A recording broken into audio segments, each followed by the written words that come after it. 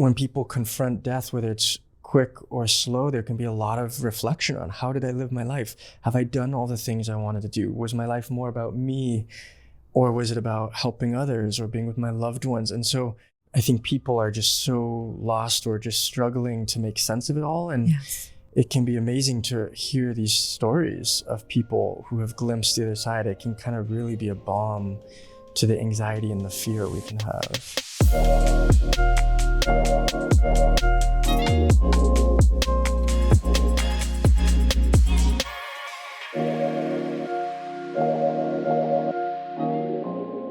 Jesse, Eliot, I could not be more honored to have you both here. Thank you so much for joining me. Thanks so much for having us. Yeah, thanks, Natalia. True honor. Okay, before we dive in, so you are twins. You are Aries, Scorpio rising, and you said we think Leo moon. Yeah. I feel like for what you do, I just want to throw this in. The Scorpio rising just makes an unbelievable amount of sense. So we'll have to sprinkle that in here and there. I don't know anything about astrology. He does. He's studied some in the past. But Yeah. I've told someone once, I'm like a Scorpio rising, Aries sun, and Leo moon. And they literally just took a step back and was like, wow, that's a lot. It's they're intense signs. And I feel like the subject matter that you both are bridging, that's bringing so much healing, but there's an immense amount of depth, and Scorpio rules death. It rules transmutation. Wow. That's wild. Isn't that incredible? Yeah. That's why when you said Scorpio rising, I was like, God, that tracks like so majorly. Right on the nose. Yeah. So for anyone who may not be familiar with what an NDE or a near-death experience is, can you, in your words, just like tell us a little bit about what an NDE actually is? Yeah. So a near-death experience, it's been around forever, obviously, since humans been alive. Raymond Moody wrote a book, Life After Life, in the early 70s. So that really popularized it in the West. But I think it's loosely defined as a person who has a clinical death or is close to death and has an experience where they often leave their body. And we can get into all the different types of experiences. They often see their body, but the core of it is a lot of people will say they're either a little confused or they're like, oh, wow, this is me. That we named our channel after Coming Home, because they often say, I felt totally home, like in the truest sense of the word. But this consciousness, I still exist, and that's my body, and that's like not me. It's a piece of clay. And then they often go and have all these other experiences, the tunnel of light and meeting loved ones and God or whomever. And then they return either by choice or not by choice to their body. And so we term that a near-death experience. Incredible. And there's always, we'll always get comments and questions around, well, did they die clinically? Or if, people often say they didn't die because they're still here. For some people, death in their mind is like a permanent thing. We believe that death would just be the cessation of breathing and the cessation of the heartbeat. And so people who have cardiac arrest, or if they drown and they have to be resuscitated or CPR to revive them. And some people are minutes, some people 10 or 20 minutes, without heartbeat, without breathing. And so in our mind, that means the body has ceased functioning, and then their soul or their spirit would go somewhere on the other side, and there's a whole variety of experiences they could have. And then coming back, they're able to remember, because a lot of people have clinical death, but it's blackness, they don't remember. So these are stories of people who do have the memory is intact about what their experience was. I think the way that I found you on YouTube, I always say, God bless that YouTube algorithm, because your channel just came to me at such a perfect moment, not long after I shared before we got recording that, my dad would pass. And I watched so many of your videos, and it really prepared me that even though nothing can really prepare you for the death of a parent or the death of a loved one, however, I'd watched so many that it gave me this feeling of like, there's more. It's okay. Yeah. And I think the first one I ever saw was, I believe it was someone who had been struck by lightning. Mm-hmm. And it was, you read something like that on a YouTube title and you're like, okay, like tell me more. What was your original inspiration for creating Coming Home? So I first read a near-death experience. My first one was 21 years ago. I got a job. For anyone who knows LA, there used to be an independent bookstore in Brentwood called Dutton's. So I was working there during college, and I picked up a book by Betty Eadie. She wrote a book called Embraced by the Light, which was a classic. I think it was in the 70s. And since then I was hooked. So I studied comparative religion in undergrad and philosophy and religion and psychology in graduate school. But in the last 21 years, I've been reading constantly about near-death experiences. And then I really got into YouTube and I don't know. And then I got Eliot into it. Eliot was really very spiritual guy also, but into mindfulness, doing a lot of mindfulness retreats, and was with Thich Nhat Hanh and Plum Village in France. And we went on a trip to Assisi together in Italy. And, we're identical twins and we're very close. So we love sharing everything together. And I had tried to talk about NDEs with him and he just wasn't into it. So we actually did a silent meditation retreat for a week together. And we broke silence after 7 days and we got into a huge fight driving out with our friend because somehow we started talking about the soul, and I was talking about the soul, and the spirit, and Eliot was just like, well, it's all interconnected. There is no eternal soul. And we just somehow blew up into like a very serious fight. But I cornered him in Assisi. I don't know if you want to tell it, but yeah. Yeah. So I was much more into Buddhism, and I didn't believe necessarily in the soul or anything happens after death. And he tried to have me watch NDEs or read them for a long time, and I refused, but it was on the way to Assisi. We like to, when we travel, we do little pilgrimages, and we're both Francis fans.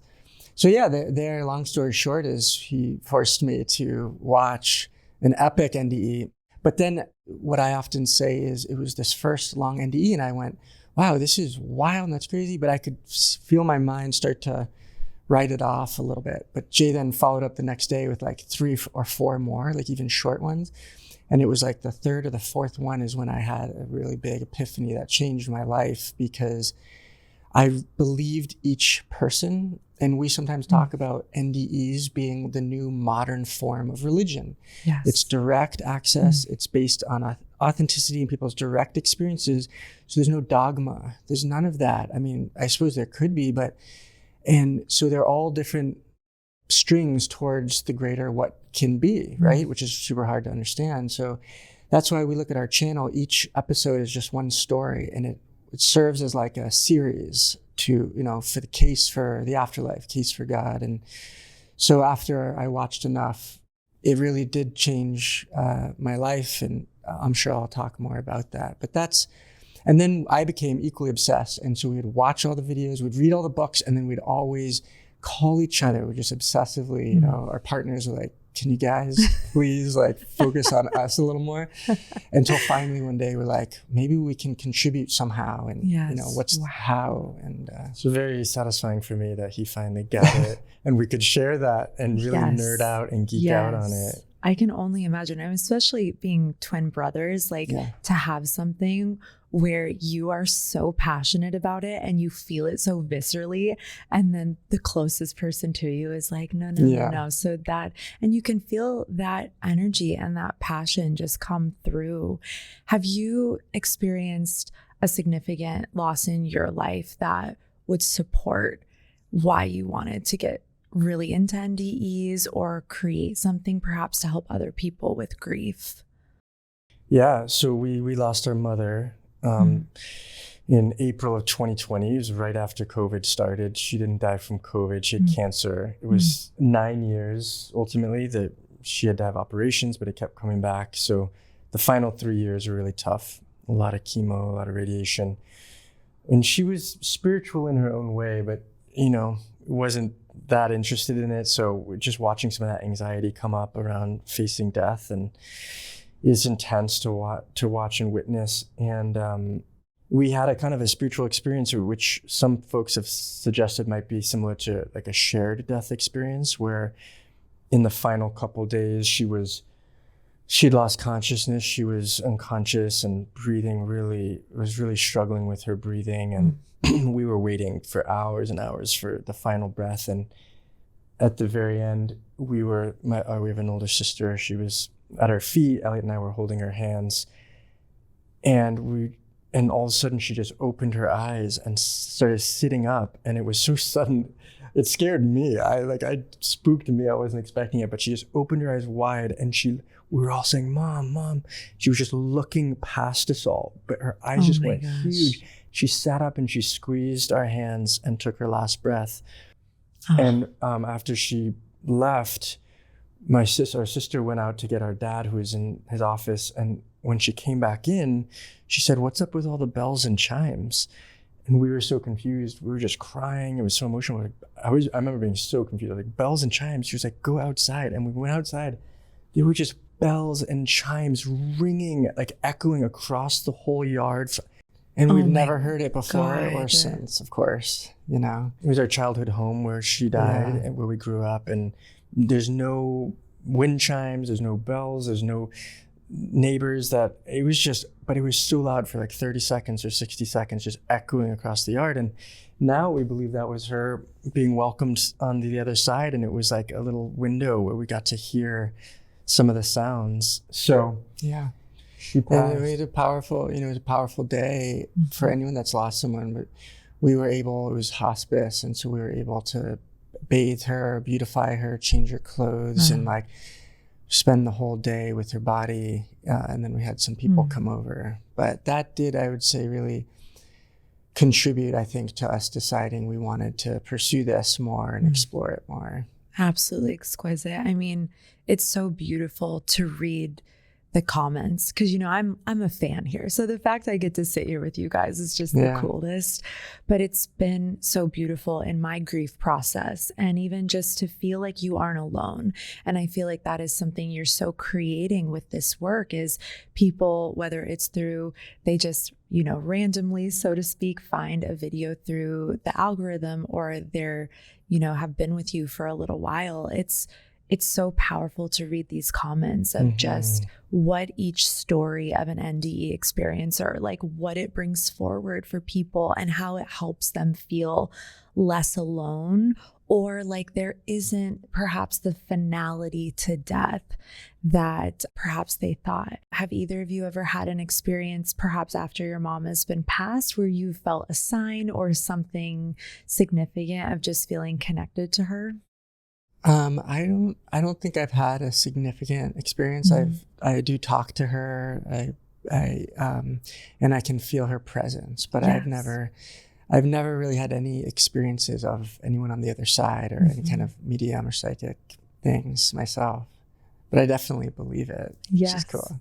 You and have now, visceral sometimes I tell proof. Mom, like, "See, this is what we're trying to tell you." Yes. Like, she was skeptical. I used to get in fights with her all the time when I was studying religion and philosophy in undergrad. She'd be like, "Why are you only lost, confused people studying philosophy, religion, spirituality? It's for people who are lost and naive." She's like, "Be a doctor, study economics." So I think about that too. I'm like, "Mom, how is it up there?" I've had a few dreams where it was her and we hugged, and it was really beautiful. But I think, you know, Eliot and I, after she passed, it's just, and I think that's why for so many people, and I'm curious for you with your dad, like, I think a lot of people can kind of just be cruising along in their life, but when a death happens or a loss really close to them, it can go so deep, and it can cause a deep reflection on mortality and your own mortality, the fragility of life. And it causes, I think, a lot of people to just start to question, if they hadn't before, or if they had, like, what is life? What's the purpose? Like, why are we here? I think when people confront death, whether it's quick or slow, there can be a lot of reflection on, how did I live my life? Have I done all the things I wanted to do? Was my life more about me, or was it about helping others or being with my loved ones? And so I think a lot of people find our channel and find near-death experiences when they're facing something themselves, or if a close loved one is facing death or has died. I think people are just so lost or just struggling to make sense of it all. And it can be amazing to hear these stories of people who have glimpsed the other side. It can kind of really be a balm to the anxiety and the fear we can have. before my dad passed, my number one fear was losing him. I was always terrified of that because we had a bit of a unique relationship. It wasn't always the easiest, but I loved him so much. He was a Scorpio. He just had a very quiet yet powerful personality. And, you know, I was feeling, as you were both speaking into the final day with your mom, I just know that feeling so deeply, where you have this otherworldly experience, but it's also surrounded and almost embalmed in a lot of pain as well. So it's this really fascinating, insane experience, but it deepens you, it changes you. And I really feel like, so there was a comment I saw once on one of your videos that just blew my mind, and it said, NDE experiencers are the modern day prophets. And I just love that so much, because I feel like every time I see one of these videos, it reminds me to be loving. It reminds me to forgive. It reminds me to call my mom, to be good to the people in my life, and to serve. How do you choose, or how do you find the people that you interview and these immaculate stories? Like, there's almost no human word I can use to describe these stories, but how do you go through this selection process? Like, what do you really look for or feel into before you decide to interview someone? Yeah, it's a great question, and so appreciate your passion and support of these films. I'm so into it. It's awesome. It's awesome to hear, because we read the comments, but we don't that often, because it meet people. So it's nice to hear that. So when my brother and I decided to start this channel, we did think, we're like, you know, there's already quite a few, and it's been growing since. It's kind of exploding, I think, in popularity or understanding and interest. So a lot of folks, you know, I think since COVID, do the podcast or the Zoom. So we chose to do kind of like this in person. And then so then we have a few categories or of what we look for in a person. So there's so many varieties, so many types, so many people. So it's mostly awesome and wonderful. But we do look for folks that have kind of a comprehensive, deep experience on the other side, just for obvious reasons. We like variety of like how people die. It's kind of a funny part of this. We still tell family or friends, and I think it can make people uncomfortable. Our sister told us, you know, like we showed her our first one, which was Peter Panagore, who the mountain climber who froze to death. We showed her like a rough cut of it, and I think a few people it like generates almost anxiety. So the ego freaks out. It's like, what is this? It's also kind of a fascinating realm of like, you get to experience what it's like with someone when they're facing and then actually dying, like someone who freezes to death on a mountain.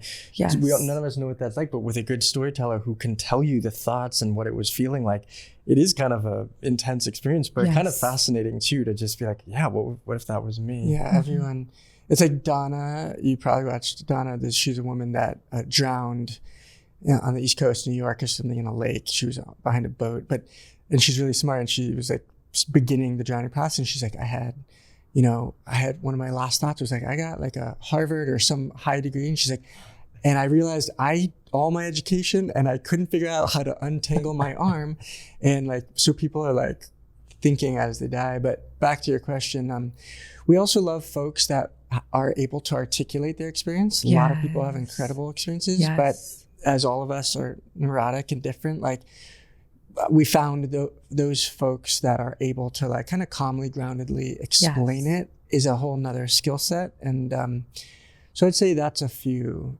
So we watch a bunch of them, and I think ones that kind of hit all these categories we reach out to. And people will reach out to us too. A lot of people will reach out, and you know, we want to find people whose stories are, you know, that they're authentic, and you know, and I'm sure there are people out there that aren't being authentic or they're making up stories. So we want to make sure it's people whose stories are real and that they can articulate it as something that's different and something that's powerful. And and the medical aspect, maybe. I'd love to hear more about that, because you were mentioning that before we started. Talk us through a little bit about that piece, like for people who maybe are a little more skeptical or in their left brain of like, and people try to come up with all these solutions to get away from the sublime. So tell us a little more about that. Yeah, we can.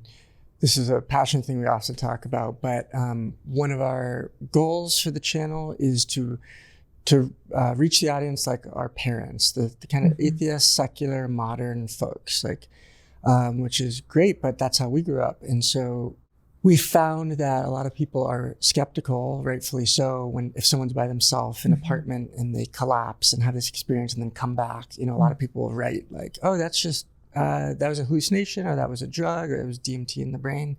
So we do also look for folks that are, flatline in the hospital with surgeons having, it's kind of verified. We're now actually starting to find folks and interview EMTs and doctors who have helped. So like next month we're flying to Wisconsin and we're going to interview a gentleman, his wife, a couple EMTs and a doctor.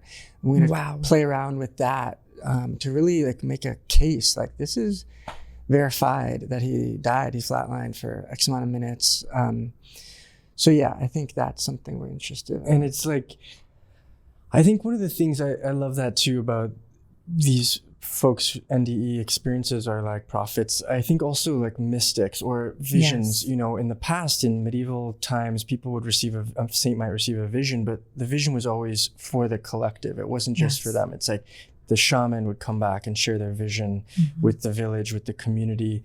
And I think these people have profound experiences. And I think a lot of them explicitly in their NDE are told, go tell people, share this. You are loved. You are like divine beings, like share this message. So, and I think we are in this in-between place in terms of worldviews, and astrology. One of my professors in grad school, Richard Tarnas, wrote a book called Cosmos and Psyche, but he talks about the kind of the shift from the more materialistic scientific paradigm. We came out of a very religious worldview, then you get into secularism and scientific materialism, but we're trying to find our way back into an enchanted spiritual cosmos and reality. But it's an interesting dialogue. And I think the scientific piece is a lot of people they want to know. And so people will often say to us, why don't you do psychedelic experiences? Because of course people can have just as profound experiences, but we think NDEs are unique because unlike most non-ordinary states of consciousness or most mystical experiences, which can happen through prayer, meditation, anything, or psychedelics, NDEs are like, they're flatlined in the hospital and there's surgeons doing CPR. And so we kind of feel like there's a channel where more people who are agnostic or skeptical could be more open to like something authentic happening. I could not agree more, because even though I'm very soulful and very esoteric, there's still a very strong left brain. And I love how you just put it. That sounded like beautifully academic. I was like, wow, that kind of just tripped me out, because we are in this unique confluence of sorts right now, where even like a podcast like this or someone like me can have a space to share where I'm both grounded, but also very deep.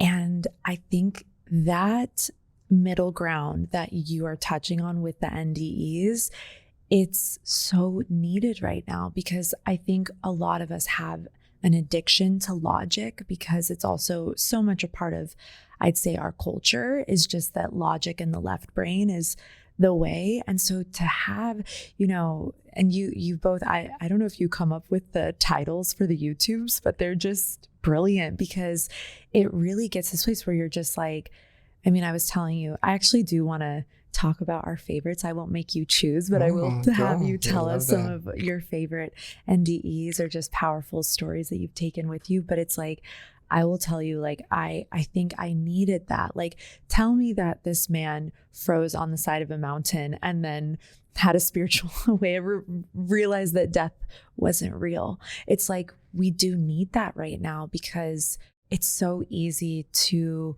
fall into just that basic idea that death is final, and it takes a creative, open mind and a lot of vulnerability to even consider that this is possible, because it cracks the mind and the ego wide open.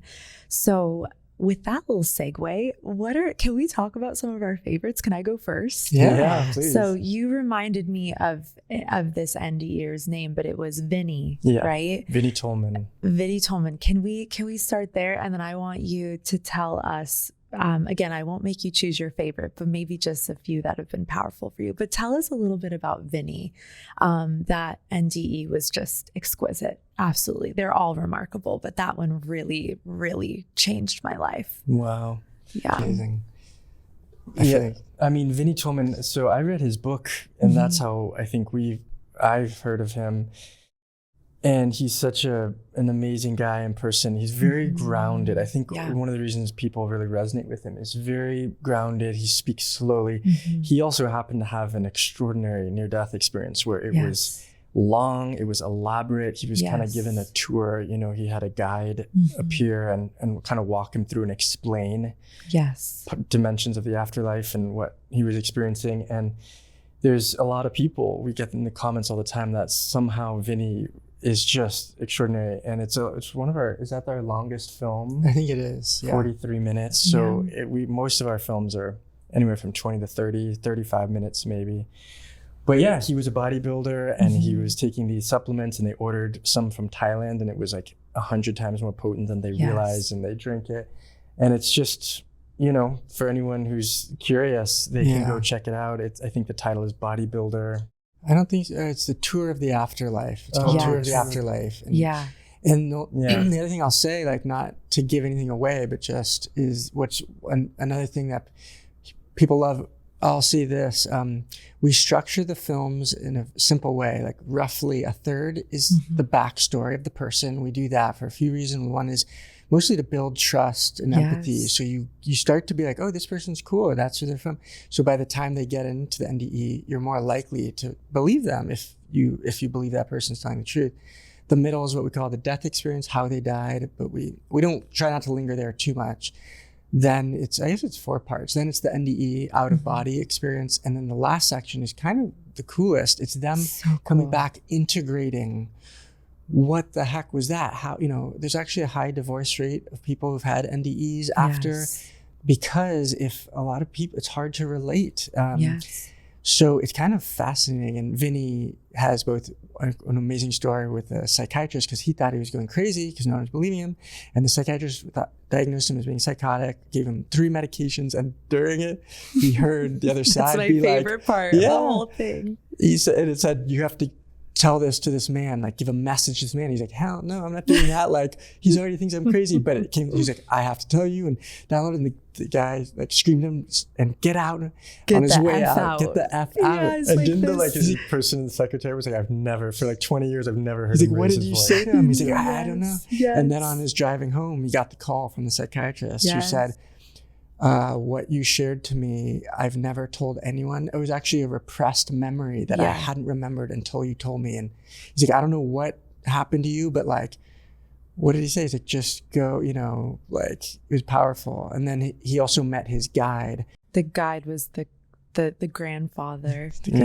I don't want to give it away. I know. You guys are so cool for not giving. I'm like, oh, I'm giving it away. Yeah, I know. No, you can't. And I'm curious what touched you about Vinny's story. It was just that. I mean, it was the moment where he essentially became a medium, and in the office with the psychiatrist, that was just unbelievable, because again, it was that example like we're touching on, where it's like you just break through that left brain logic of, because it does seem that is a commonality. Even I just watched the NDE that you just released yesterday with the woman who, when she's done, she has to go to the Mayo Clinic, and they just put these people on so much medication, but they can't repress the soul, so it comes around. But that was an incredible moment.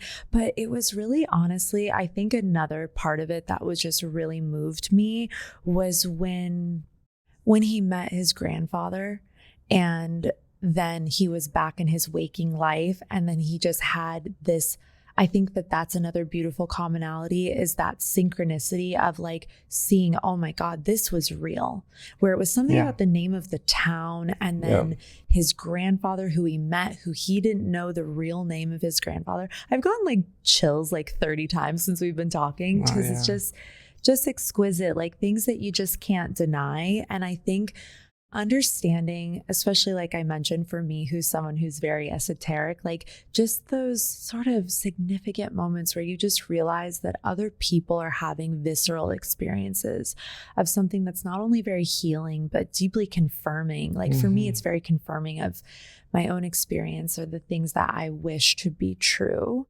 Segueing a little bit, what are commonalities that you hear? Like what are sort of one thing I think is amazing is that people do have such unique experiences, oftentimes also based on their belief systems. Yeah. So could you speak to that for a moment? And then also like any commonalities that you often see with with these NDEs?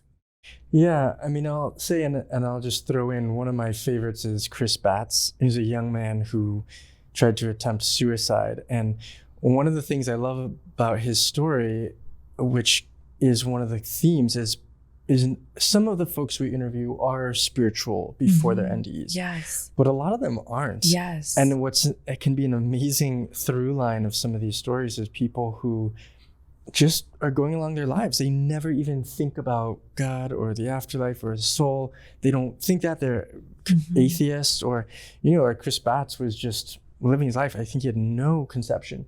And then he is on the other side and they're just completely confused. Like, what is this? Totally. And I love there's a point where Chris Batts, I think, is talking with God and God says, I created angels. Angels are for you. Like, do you want to meet them? And he's like, no, I do not. He's like, I don't believe in that. And he's literally saying, I don't want to see that stuff. And I think that can be a really compelling narrative around suddenly seeing that there's so much more going on. And I say a commonality is, like Eliot said, the reason we named our channel Coming Home is people, and I'd say 70 to 80% of people unprompted will talk about being on the other side as if they're home. Yes. And they often will get emotional talking about it. And they'll see, I remember someone once explaining to us, she said, when you wake up in the morning, nobody has to tell you, no one has to orient you to your life, where you are, which house, which city, who you are, what you have to do that day. As soon as you open your eyes, you just naturally orient. Oh, I'm Jesse and this is where I'm living and this is my life. She was like, it's the same thing when I woke up on the other side. No one had to explain to me, you're in heaven or you're on the afterlife or the other side and this is how it works. She's like, I just knew this is who I am. I'm naturally a soul. I'm an eternal being. This is so much bigger. And immediately she could reflect on her life on earth as the dream. Like, just like when we wake up, we can immediately relate to, that I was just in a crazy dream. That was crazy. So people will wake up on the other side and they'll talk about it being hyper real. Yes. Like going from like a fuzzy black and white to like a hyper like colored television. Yes. And they'll talk about clarity of perception, clarity of insight. They could understand everything. They knew everything. They got everything. And then of course, just unconditional love and extraordinary peace. And I'd say those are all really common through lines. Yeah. Same with a couple other big ones is the tunnel of light. It's like cliche, but it's both that, like the tunnel of light, but then just as prominent is what's often called the void. So it's total blackness, but actually it's an incredible, loving, peaceful state. And then the other one is the life review. So a lot of folks do say they re-experience their life, and not just from, like, if I were to die, it's not just me in my life, but often they say, I would truly experience from other people. So if I said something mean or pushed someone, I would experience what my action did and felt. And I think that's kind of the karma piece, the cause and effect piece. So people, like our latest film is really stirring up because it's a little bit Christian-y. Interestingly enough, the interviewee said at the end of the interview, she's like, I'm not Christian. I don't go to church because it doesn't, it's just, her experience is beyond that. Yes. But a lot of people kind of comments, what are you guys Christians? Why this is our third one out of 24 films that have a Christian-y vibe. But, so anyhow, cause and effect and karma in terms of like hell, or there's all these big questions. But to me, that's my understanding is like, Yeah, you do have to, like, we're here, it's like a school, we're here to learn our lessons. We sign up for it specifically because otherwise it's all love and beautiful on the other side. So we all are eager, from what I understand, to come down here to be, so we grow. It's like an accelerated growth course. Yes. So that the life review is kind of how we digest it. And people experience feeling shame or embarrassed. You're here with all these beings of light or God, or you're, and you just, everyone's watching together your life and just like doing all these kind of rude things. And it's like, oh man, but that's how we learn. And a lot of people say they're not judged. They're judging. We're judging ourselves. Yes. Which is kind of nice to know. And one last piece on that, this last film with Erica, we've been talking about it because, you know, as our channel has grown in size, we start to get pushback, and it's kind of new for us. And it's an interesting experience because on the one hand, you get a lot of more fundamentalist or religious folks who they'll listen to an incredible story like Vinnie Tolman's 45 minutes, incredible experience, and the one thought they have at the end is, but you didn't see Jesus. Like, where was Jesus? This isn't a Christian. This is not according to scripture. And so we get tons of that. And then on the other side, you have more of the secular atheist materialists who are like, oh, this is just the brain firing and you're having a hallucination, or this was the morphine, or that wasn't a clinical death. This is a fantasy. And so there's this interesting dialogue, but with Erica, it was this interesting piece around upsetting both sides. And it's like too Christian for some. This is weird theistic. You're talking about God and heaven, which makes a lot of people uncomfortable. But then you still have the religious folks being like, well, there's no talk about Jesus. You're not talking about your sins and like Jesus on the cross. And it's just so interesting. It's like a Rorschach test. And we think NDEs are this amazing through line where it's spiritual. It's the core, in my opinion, it's the core of religion, which is the mystical, direct experience of being a soul or larger than the body. Consciousness continues after death. But so many trappings around religion and belief systems, and it's kind of just a fascinating place for people to grapple. I feel like the universe and God and source, whatever word we want to use, is so unbelievably, remarkably intelligent. It's like they need this right now, because to find that space between, and it's interesting, like when anything grows, right, you're gonna get pushback, and there's gonna be people that don't agree.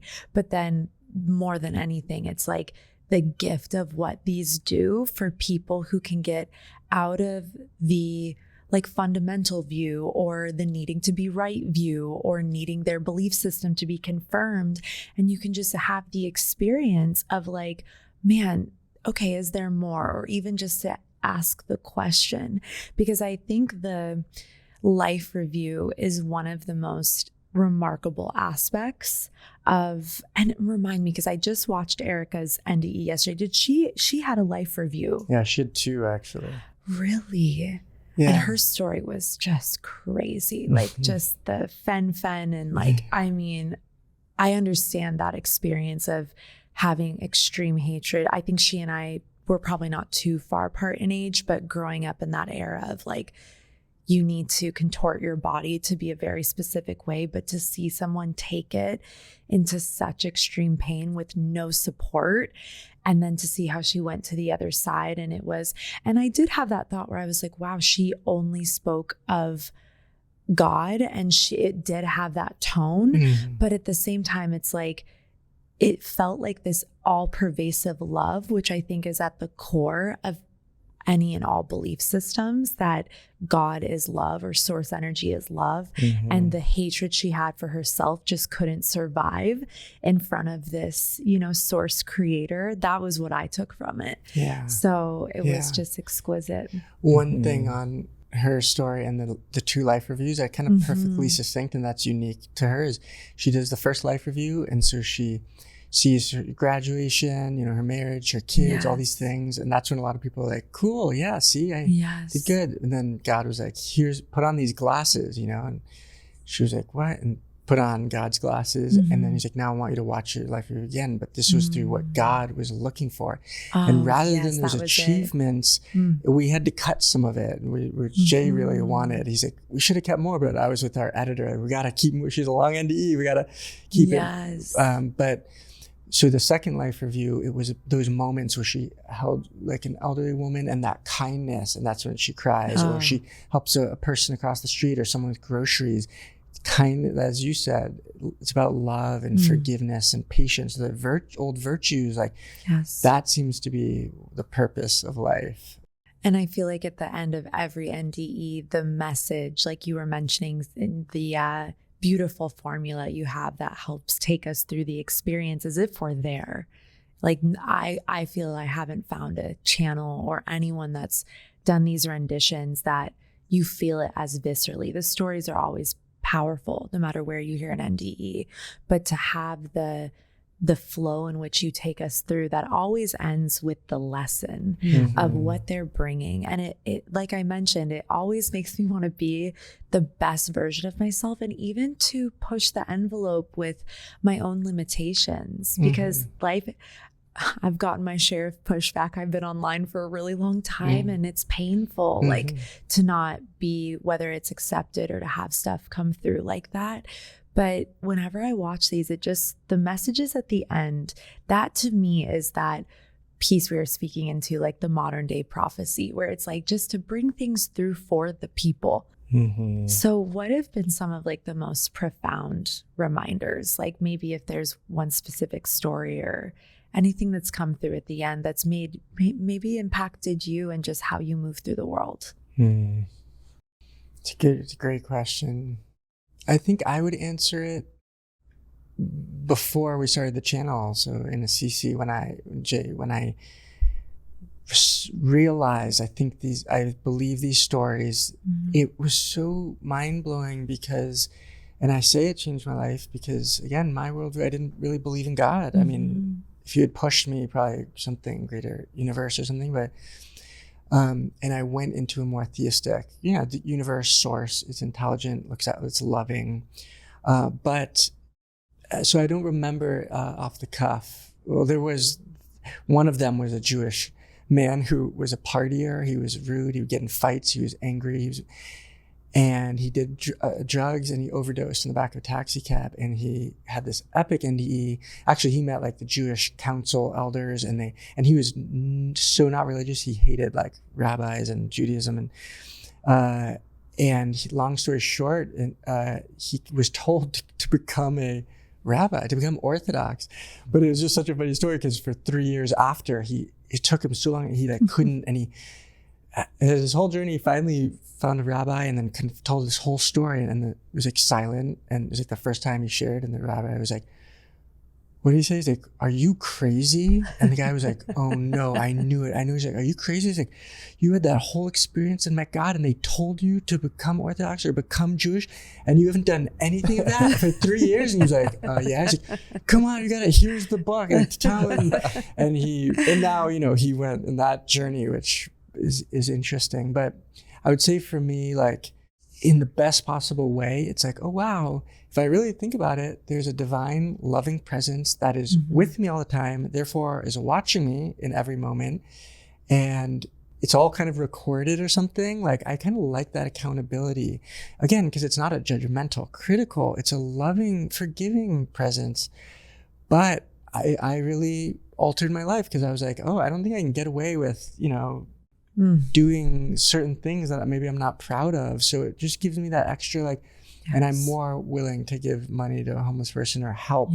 So for service. And then of course the irony is the more we serve or with generosity or kindness, it's actually one of the most fulfilling things. Absolutely. So going out of our way seems to always be something that when people experience source or God in these NDEs, like it's funny, I asked you if Erica had a life review. She had like one of the most epic life reviews because then I remembered the classes, but it's like, to look through the lens of the creator and what are their values. I think maybe another reason, just to go back on this note, do you think that people went in the direction of like her being more theistic? I don't know if that's the correct word, because she said he.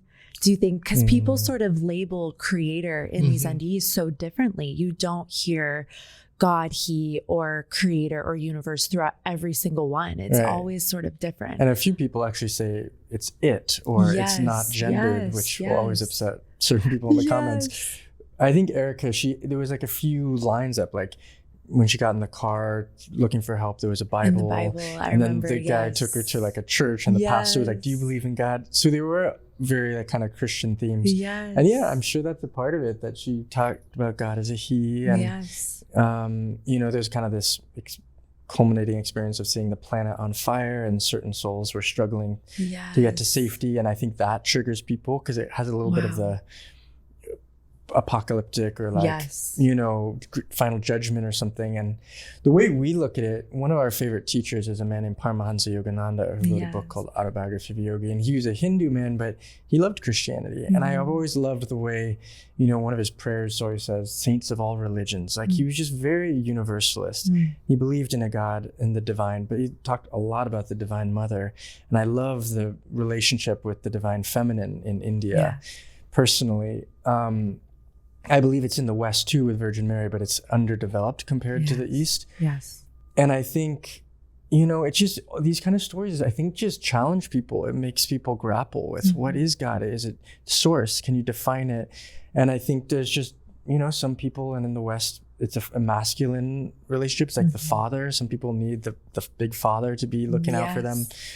But a lot of people, like for me too, it was like, what? We have a life review? Like, whoa, no one like said that. But so we get comments too, just like, I hope there's not, like, I just want blackness. Like, so it's kind of anxiety, but what does that do? That forces a little bit of accountability and it gives us the opportunity to, we can then start living our life differently if we want, or it's just even maybe it plants a seed. I'm going to keep doing drugs or being whatever anyone's doing, and but they might be like, oh boy, like maybe I should try to curb this. Same with reincarnations. Some people will just throw it in there. Like we come back, we do it over and over. And people in the comments like, I really hope that's not true. I do not want to come back here. Oh my God. Yeah, I hear that a lot where people are like, and I say this so gently with people, but when they are like, I'm not coming back here again. And I'm like, you probably are, boo. Like, we're learning. Like I know it's not easy here, but also, have you ever read the book Journey of Souls by Michael Newton? Yeah, that's my favorite book. That book, I read it first when I was like 23, and then just read it again when I started my mediumship journey. And I just feel like there's so many ley lines in the NDE experiencers as there are in that book, and it's so confirming for someone like me. Like it's just exquisite, the ley lines between. I have a question for you, which is, so for you, like doing mediumship work and how is that? Because I wonder if you communicate to souls on the other side, and how is that versus in addition to like the NDE stories? Yeah, well, the cool thing about the NDEs is I love how most of them say, I don't remember the woman's name. You guys are so great with the names, but of course, but there was a woman, she had short brown hair. She died in like a bicycle accident. Nancy Ryan. Yeah. And I remember she said she came back and she was a medium and she could just easily communicate. That seems to be another commonality. A lot of people come back with gifts.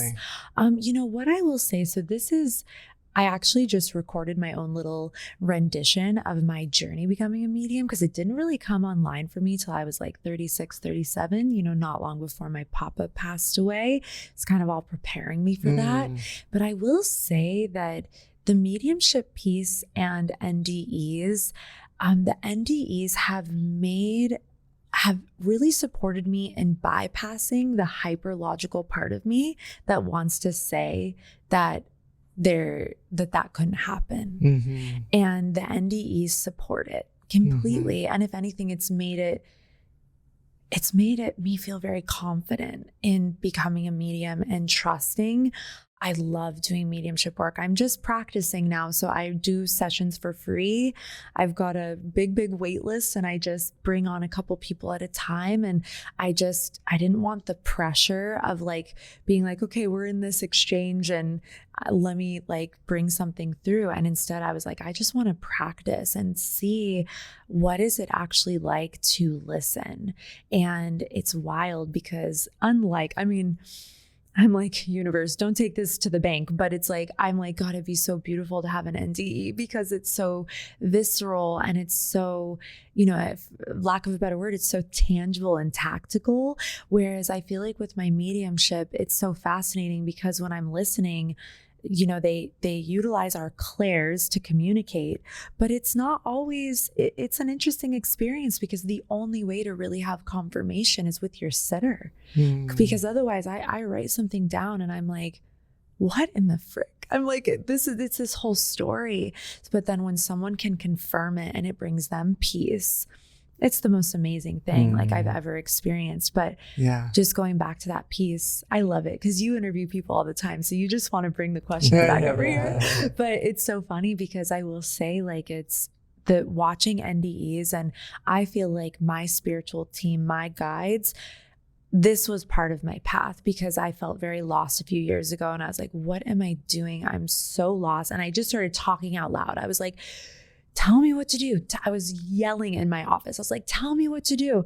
And I heard this voice say, oh, we'll tell you what to do. And I was like, it was so clear and simple. And then that was when the new journey began. And the NDEs came into my life. The mediumship, the message to begin the mediumship work came into my life. So it's beautiful that these two things have really coincided together. And then again, it's so gorgeous that these experiencers, that many of them come back with mediumship, like with the ability to channel from the other side. It's just amazing. It's incredible.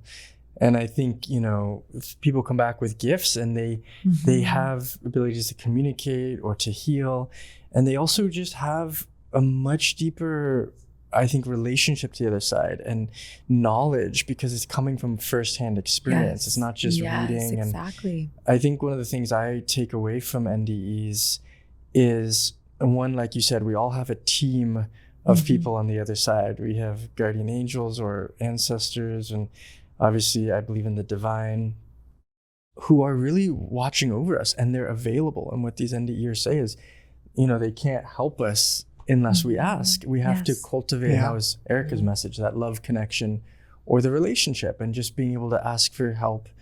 And the other thing I love is when they talk about, things like the power of the mind and the power of our, Vinny talks a lot about this, but a lot of them do.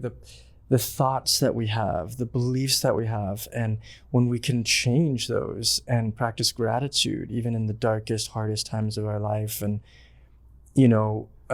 change the way we think and orient, it can actually, it's a profoundly spiritual practice. And I think that's a real gift. Absolutely. So to start to close up this conversation, I could talk to you guys for forever, truly. This is just my favorite. Like, I'll meet someone, like just people out in the world, and I'll be like, so like, do you believe in NDEs? Or have you had a past life before? Like, just like, I just love it. But what is your, I don't know if prayer is the right word, but what's like your vision or your ultimate wish with the work that you're doing? How do you want it to have a legacy and impact people beyond even just like perhaps our time on the earth? Yeah, I love that question.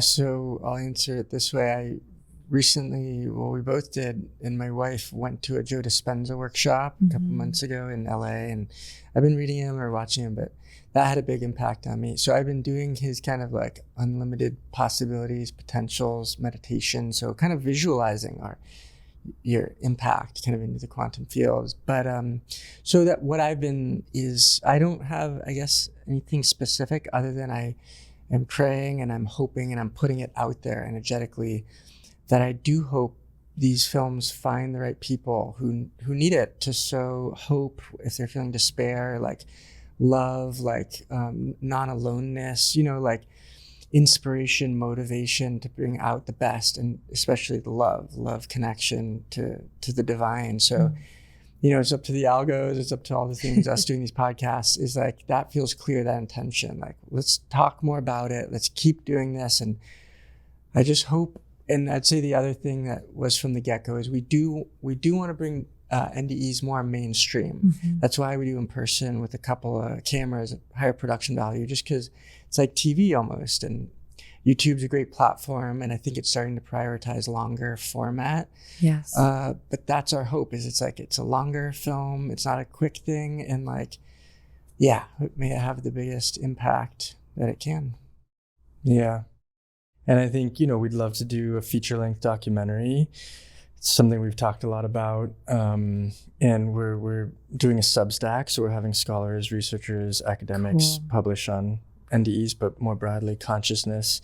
And so excited to kind of get into the written publishing world. I like that. And we brought a friend of mine in from graduate school to help be the managing editor there. And this is our first podcast. So a couple people have told us, you guys should get out there. And, we finally were like, well, if it could bring more people to the world of NDEs, we believe in that. So I think, our dad was a film editor in Hollywood. And so he worked with Robert Redford, and we kind of grew up in it, but neither of us have had any work in the film, or we're both. That's so hard to believe for how unbelievably gorgeous well, it's these all films our are. editor. Shout out John Hugstad. Eliot lived with in Santa Monica like 15. No way. And he just happened to specialize in documentary editing, but he does all of it, kind of post-production. And he was like unemployed during the pandemic. So we were just a small one-man band. He was our one-man guy. Like we were just, the three of us would go to like the IANS conference a couple years ago, and we set up in like an Airbnb, and he would do the cinematography. He would shoot it. He would edit it. We'd all edit it together. But John was our main, and he's an incredibly gifted artist in how he tells these stories. And so it's synchronicity and divine alignment where it's really working. We're working to onboard a second editor now. We would like to scale and grow, but it's been really wanting to just do it right. And a lot of, as we were saying before, a lot of channels will do a lot of Zoom interviews and they'll cut some B-roll and music, but they can churn them out like 2-3 a week, and they can grow really big channels. But we do it every 4 to 6 to 8 weeks even, because we really want to do justice and take our time and make these things of beauty, things of art, because they're evergreen stories. They'll live on the internet for a long time to come, hopefully. So my dream is that, these stories keep going and more people across the planet will learn about it, because it's an incredible way to access the spiritual dimension without necessarily the dogma of any one tradition. I love that so much. I mean, that's exactly what it is. I remember when I first, right before I found you guys, I had found, like I mentioned, just sort of like some stories, but the visuals weren't as strong. And I felt this ache in my soul. But I want to experience what they're talking about. And it's not that the stories weren't in and of themselves incredible, but then I feel like the algo gods and my team heard me, and then you guys were right there, and your channel and your work was right there. And it was the first time I'd had the experience of like, I'm hearing these stories, but I am having a visceral experience along as close as we can in our human lives. Unless, I will say, this is a good place to close, that so often these also have this just remarkable reminder of what it is to not be here, that is so inherent in each and every one of us. No matter what we believe, I think we have a core knowing deep, deep inside that this is not it, and there's so much more. And I just feel like your stories and the way that you present these incredible renditions of the other side, it gives us that, and it's healing, because it's hard here. Yeah. It's tough here. Mm-hmm. Whether it's the YouTube comments or the news, it's like, it's rough here. And I think that especially for those of us who are really drawn to your work and who it really impacts, we really need it. We need those reminders, and it strengthens us for the journey and the time that we're here. Mm-hmm. Well said. Thank you so much. Yeah. This has been an absolute privilege. Thanks, I can't believe this is your first podcast. Like, I'm so honored. So thank you guys so much. Yeah. Tell us where we can find you on YouTube, because we'll have it all linked in the show notes for my community. Cool. But tell us a little bit about the channel and where we can find your work and get connected. If you just search Coming Home into YouTube. Well, it's the Coming Home channel, but or you can do near-death experiences, Coming Home. And then one other plug is we are doing our second in-person live event in Ireland in October, late October, with Lorna Byrne. She's the angel lady on our channel. I love her. She's gifted, Yes. like living mystic saint woman. Yes. So we go to her place. She has a retreat center in Ireland, very Really? beautiful, a couple hours outside of Dublin. It's gorgeous. It's on like 80 acres of like old growth, and So the theme She is like feels angels. like she would live there. Exactly. Just saying. Yeah, It like totally exactly. tracks. Yeah. So it'll be like NDEs and angels and life after death. Oh, and you can find us on amazing. Substack if you search for Coming Home, Instagram, TikTok, Facebook. Yeah. Yes. Yeah. Thank you both for everything. Not only you. thank you for this conversation, but thank you for the devotion of what you're doing. And this has been amazing. So thank you so much. Yeah. Thank you so much, Yeah, Sequoia. nice to Thanks meet for you guys. inviting Take us care. on. Thank you. Yeah. Thanks for joining us, guys. Love you so much. Bye-bye.